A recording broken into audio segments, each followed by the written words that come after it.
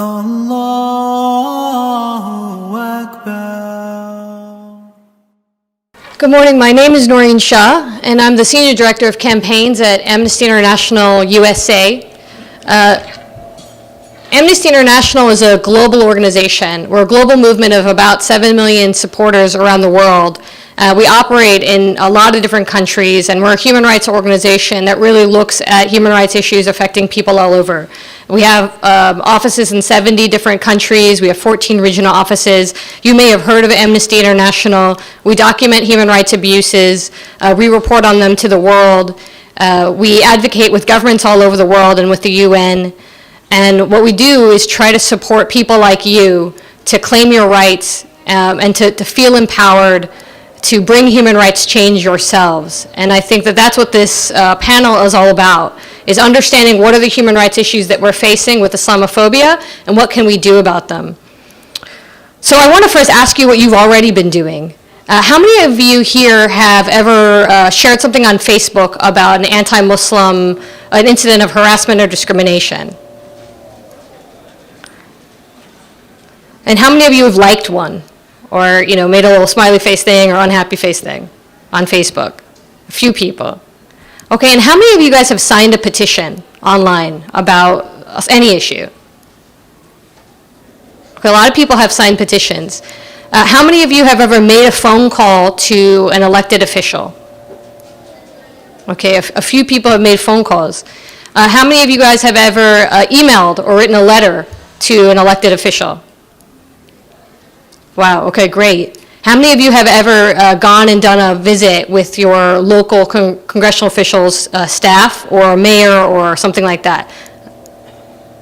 Okay, so we have some seasoned activists here, and we also have some people who are very engaged and probably very upset about things that are happening in the country, but they haven't taken those steps. So we've just heard about what sounds to be an amazing campaign in San Francisco in response to Pamela Geller's ads. And I think that we all have seen ads like that in our communities. We all know that these things are happening, and this year has probably been one of the scariest years for me, growing up in this country as a Muslim. I have never seen what I've seen this year in terms of the national profile of hate against Muslims and the way it has been mainstreamed in our culture. So it seems like we're at this pivotal moment. And what's, as scary as President Trump becoming elected and one of his first acts in office being a ban on Muslims entering this country, to the fact that we are hearing about incidents of hate violence documented in the CARE Berkeley report, but also just on the news all the time, directed at Muslims or people who are perceived as Muslims, that is probably a combination that could not get more frightening.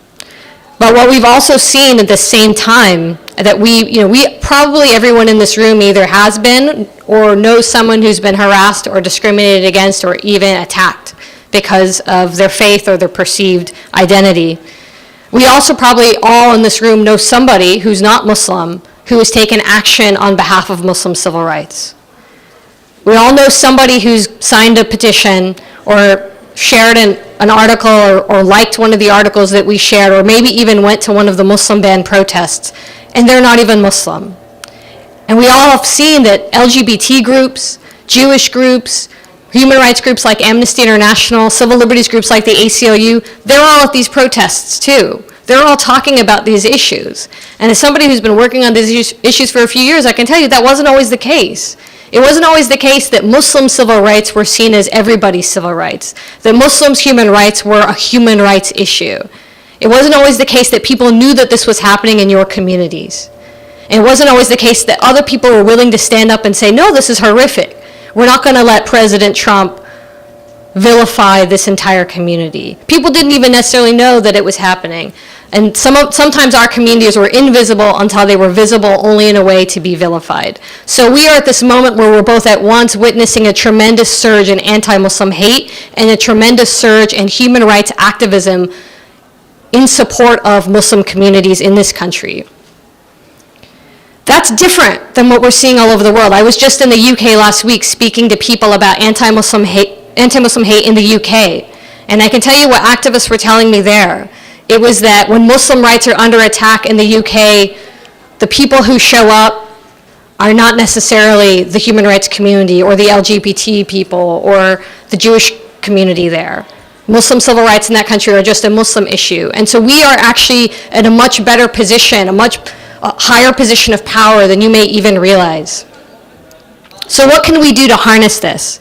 Well, first I want to tell you about how Islamophobia, what we are experiencing in terms of anti-Muslim discrimination and harassment in our own lives, it's a huge problem, not just because of these individual incidents that happen that we all need to be responding to, and exactly as has been said, that we need to be holding our officials to account every time something like that happens. We also need to be holding them to account for the national things that are happening in this country, because never before have we seen anti-Muslim hate so firmly embedded in our government. Never before have the senior officials in the U.S. government been rabidly anti-Muslim and openly anti-Muslim in the way that these officials are. So there's a lot that we need to take on, and I'm going to talk about exactly what's happening at the national level, and then I want to go into specific actions that you can take to combat Islamophobia. Over time, this is a decades-long struggle. We need elected officials who are right now encountering this issue really for the first time. Maybe they're just a state senator or they're a local mayor. Over time, over the next 20 years, they will become senators in the U.S. Congress, and they even could become president. And so we need to influence them as well. So first I want to talk about hate as policy and what's happening right now in the federal government. I'm a lobbyist as well as an advocate generally, and I think a lot about what's happening in the White House right now. There are people now in the White House who've built their careers and owe their careers on anti-Muslim and anti-immigrant hate. People like Michael Anton, who's a White House national security staffer, who wrote an essay arguing that mass immigration has eroded and de-Americanized American communities, and said, yes, not all Muslim terrorists are terrorists, blah, blah, blah. Even so, what good has Muslim immigration done for the United States and the American people? So this is the orthodoxy of anti-Muslim hate. It's firmly embedded in the Trump administration. And that's why we see what we're seeing. It's not just something that we're hearing on Fox News. It's not just campaign rhetoric. It's actually now an issue where if you're a Democrat, you probably oppose anti-Muslim hate, but if you're a Republican, you probably don't say anything about it. So you can compare the fact that recently a letter from all 100 senators in the U.S. Senate on investigating and responding to attacks on the Jewish American community went to the White House. Every single senator was on it. No single senator thought, I can't sign this letter about what's happening to the Jewish American community. Horrific attacks on that community in the last few months are happening. But take the same issue, but change the community to the Muslim community, and how many senators are on a letter to the White House about the anti-Muslim hate that's happening around the country? Well, there's not really one letter that's got several of those senators. If you hold a congressional briefing on anti-Muslim hate and you invite senators to them, you're not going to have anywhere near 100 senators. And if you ask members of Congress to oppose a ban on Muslims that has at its premise that if you are from a Muslim majority country, you are presumptively dangerous, only the Democratic senators are willing to oppose that right now. And so what we have, which is a very dangerous situation from us, is that situation for all of us is that anti-Muslim hate is seen as partisan.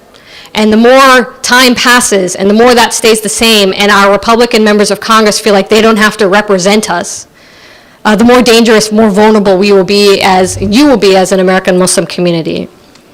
So we should make no mistake that anti-Semitism is also on the rise.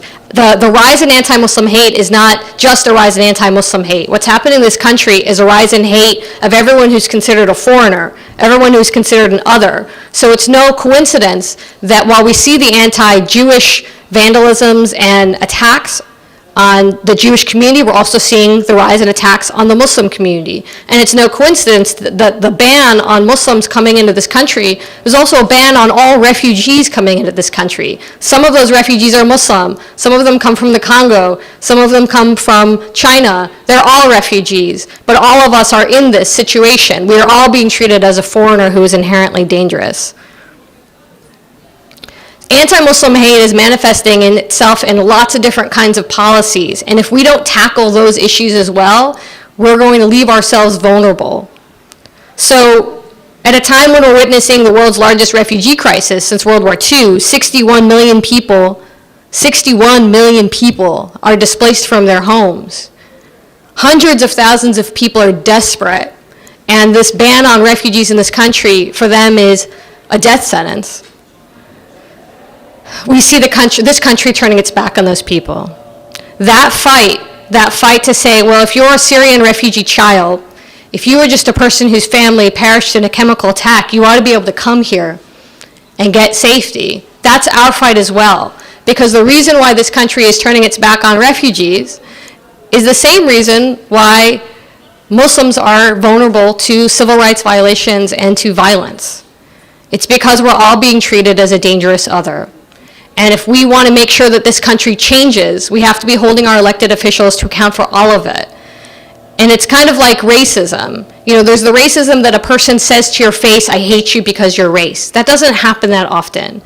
Anti-Muslim hate is the most acceptable kind of form of racism in a way right now, possibly in this country. What more often happens is that people just don't look you in the eye, or they don't want to invite you, or they don't want to hire you, and they never actually say what's going on. It's that implicit bias. And that's the same thing that happens in policies. It's not just the policies that typically will only target Muslims. It's all policies that treat Muslims as a threat. And that includes what's happening with refugees. That includes U.S. foreign policy when the U.S. decides to conduct extreme vetting of people from countries all over the world. It's no wonder that the spike that we saw, as a Georgetown report has pointed out, this first spike in the campaigns that we saw in September 2015, of this really horrible anti-Muslim hatred, September 2015, do you guys know what was happening with refugees at that time? September 2015 was when a photo of a little boy washed up on a shore in Europe made headlines around the world. A 3-year-old boy, a refugee who desperately needed help, whose family needed help, led to so much sympathy around the world for the plight of the refugees. What happened in this country? People like Senator Ted Cruz, people like now President Donald Trump, that's when they decided to start vilifying Muslims on a national stage. That same time, a few weeks after that little boy washed up on that shore, during a town hall in Rochester, New York, a Trump supporter asked Donald Trump, when can we get rid of them, in reference to Muslims? And Donald Trump didn't really say anything. So this is no coincidence. This is all happening at the same time. These things build on each other. We are in an era where the U.S. government thinks that it can turn its back on refugees, and that cruelty and inhumanity that we see in those policies is a cruelty and inhumanity that is also turned on us as American Muslims. So what can we do about it? We have to gain influence over our elected officials. It won't happen in 3 months. It will happen probably over 3 decades. What we have seen happen in this country since I was a child, you know, when people didn't really know about Muslims, way before 9/11, we were in this invisible minority, to what's happened today, the last 15 years since 9/11, we are going to be living with that for decades in this country. And I probably don't have to tell you that. You're living that yourself right now. When an incident of anti-Muslim hate happens at the local level, we do have to flex our muscles. We do have to show up and campaign. But we also have to build a relationship with our local officials, because those local officials in 2 decades could be president. They could be the members of Congress who are deciding whether or not Muslims should be in internment camps. They could be on a court deciding whether it's lawful to ban Muslims. When there's a possible executive order, they're the ones who are going to be voting on it.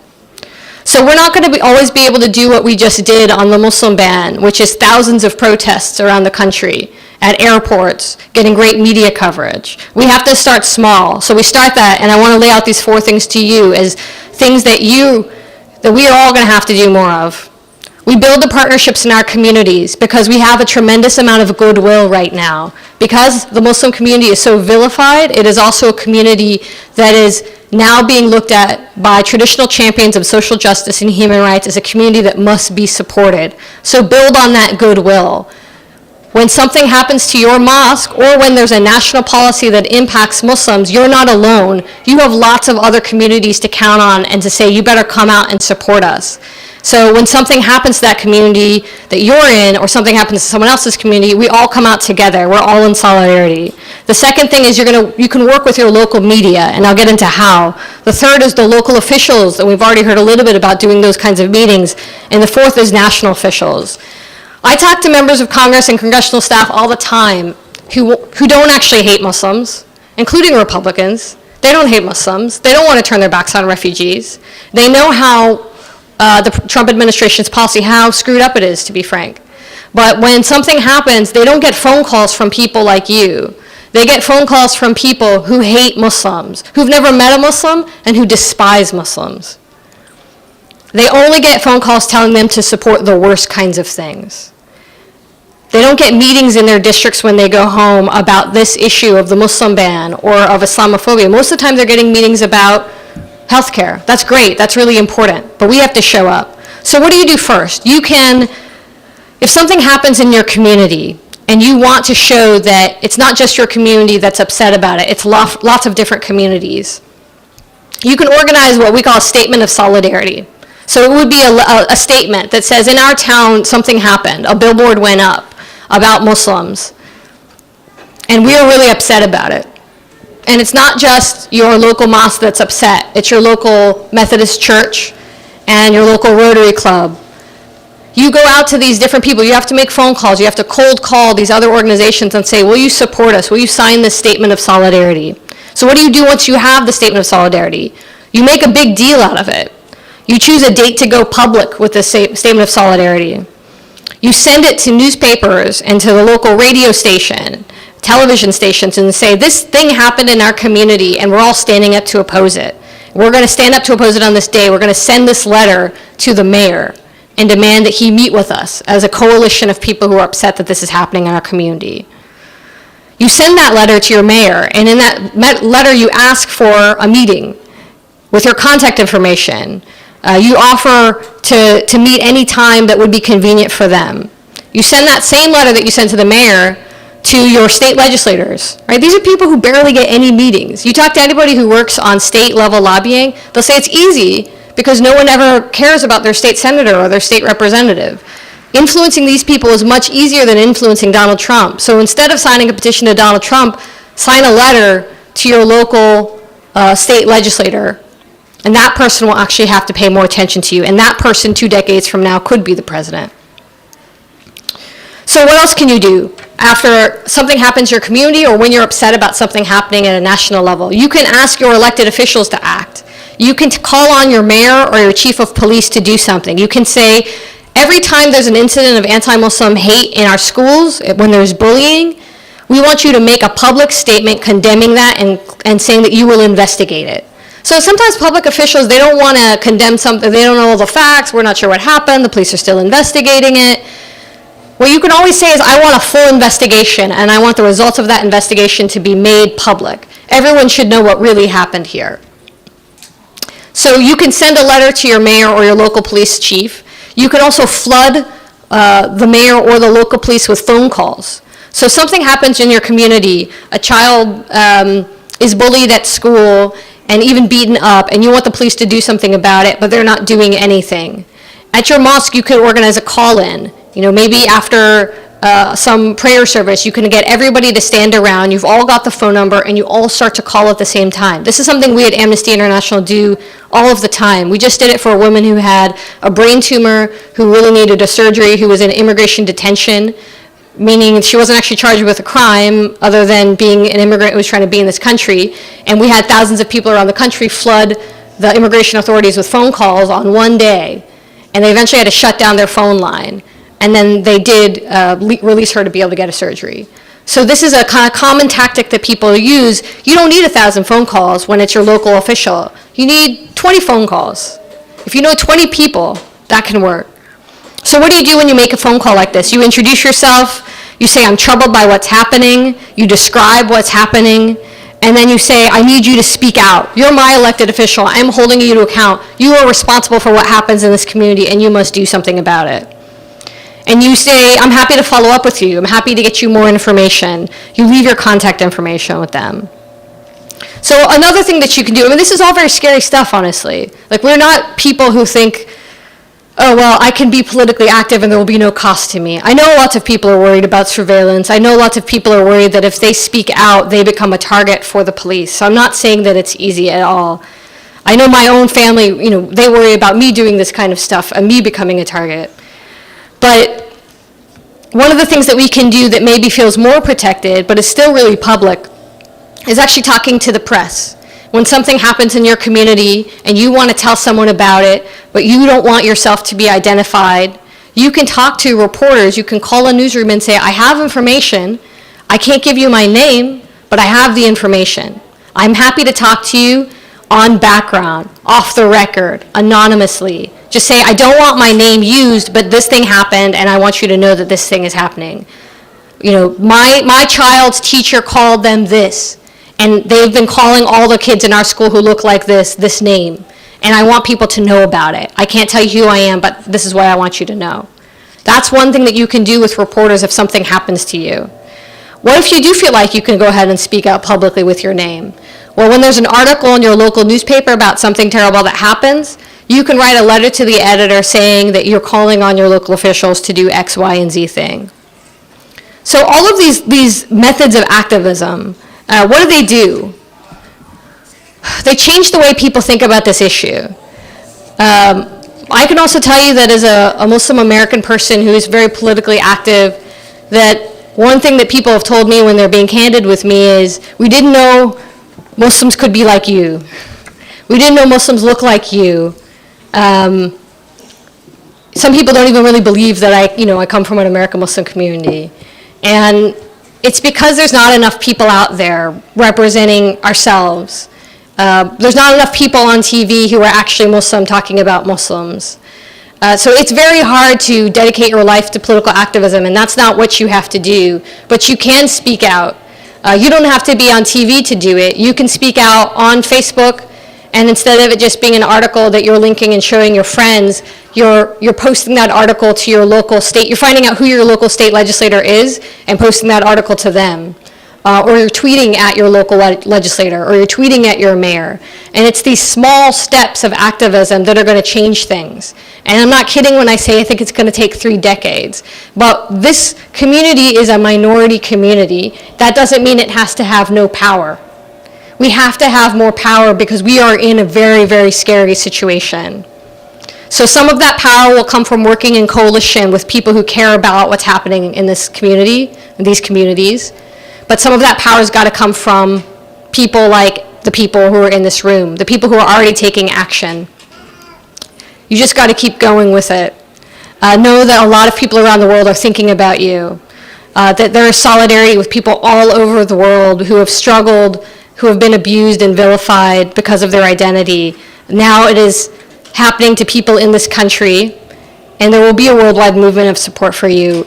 There are people, thousands of people in Brussels, in Newcastle, England, in India, in Venezuela, who have demonstrated against the Muslim ban in this country because they care about what's happening to your community. So you won't be alone when you show up as an activist, and we will be here at Amnesty International to support you as well. Thanks very much.